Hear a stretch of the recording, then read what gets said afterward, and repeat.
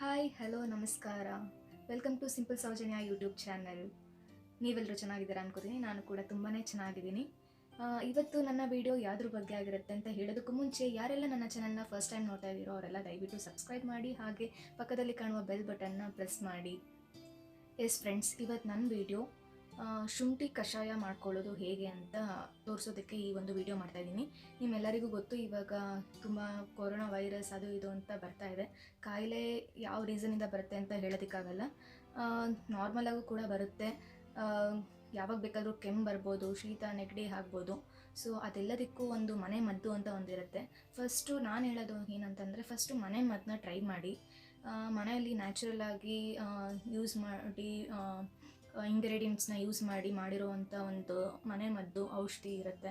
ಅದನ್ನು first try ಮಾಡಿ. ಆಮೇಲೆ ಅದು ಏನಾದರೂ ನಿಮಗೆ ಸರಿ ಹೋಗಲಿಲ್ಲ ಅಂತಂದರೆ ನೆಕ್ಸ್ಟ್ ಪ್ರಿಫರೆನ್ಸು ಇಂಗ್ಲೀಷ್ ಮೆಡಿಸಿನ್ಸ್ಗೆ ಪ್ರಿಫರೆನ್ಸ್ ಕೊಡಿ ಅಂತ ಹೇಳೋದಕ್ಕೆ ಇಷ್ಟಪಡ್ತೀನಿ.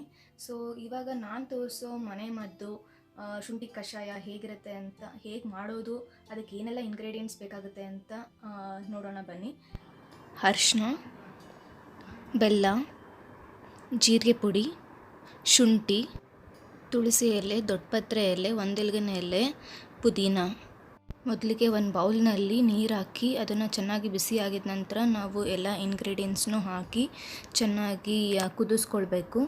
ಈ ಕುದ್ದಿರೋ ನೀರು, ಈ ಕುದ್ದಿರೋ ಶುಂಠಿ ಕಷಾಯ ಇದೇನಿದೆ ಕಷಾಯ, ಅದು ರೆಡಿಯಾಗಿರುತ್ತೆ.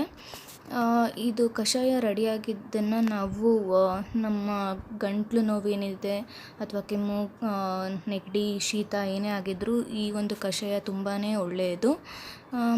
ಮನೇಲಿ ಮಾಡಿರೋವಂಥ ಈ ಒಂದು ಕಷಾಯ ತುಂಬಾ ಆರೋಗ್ಯಕ್ಕೆ ಒಳ್ಳೆಯದು. ಯಾವುದೇ ರೀತಿ ಸೈಡ್ ಎಫೆಕ್ಟ್ಸ್ ಇರೋದಿಲ್ಲ.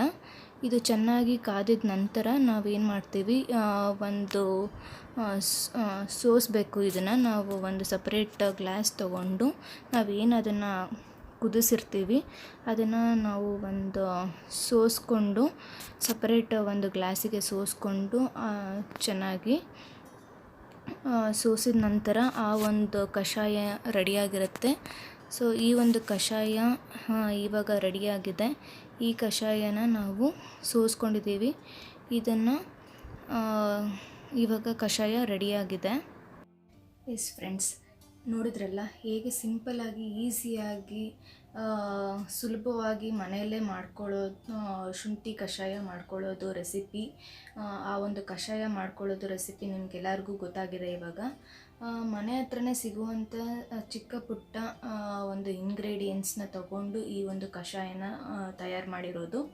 ಸೊ ಇದನ್ನು ತಪ್ಪದೆ ಪ್ರಿಕಾಷನ್ ಅಂತಲೇ ತಿಳ್ಕೊಂಡು ನೀವು ಒಂದು ಸ್ವಲ್ಪ ಕೆಮ್ಮು ಕಾಣಿಸಿದ ತಕ್ಷಣವೇ, ಕೆಮ್ಮು ಅಥವಾ ನೆಗಡಿ, ಶೀತ ಏನೇ ಆಗಿರ್ಬೋದು, ಸ್ವಲ್ಪ ಕಾಣಿಸಿದ ತಕ್ಷಣವೇ ನಾವು ಇದೊಂದು ಎಲ್ಲ ಊಟ ಆಗಿದ ನಂತರ, ಊಟ ಮಾಡಾದಮೇಲೆ ಚೆನ್ನಾಗೆಲ್ಲ ನೀರೆಲ್ಲ ಕುಡಿದು ಎಲ್ಲ ಆದಮೇಲೆ ನಾವು ಮಲಗೋ ಟೈಮಲ್ಲಿ ಈ ಒಂದು ಕಷಾಯನ ಬಿಸಿಯಾಗಿ ಈ ಒಂದು ಕಷಾಯನ ಮಾಡಿಕೊಂಡು ಕುಡಿದ್ರೆ ಸ್ವಲ್ಪ ನೆಕ್ಸ್ಟ್ ಡೇ ಮಾರ್ನಿಂಗ್, ಮಾರನೇ ದಿನ ನಿಮಗೆ ಎದ್ದ ತಕ್ಷಣ ಸ್ವಲ್ಪ ರಿಲೀಫ್ ಅನಿಸುತ್ತೆ. ಗಂಟಲೆಲ್ಲ ತುಂಬಾ ಚೆನ್ನಾಗಿ ಫೀಲ್ ಆಗುತ್ತೆ ನಿಮಗೆ.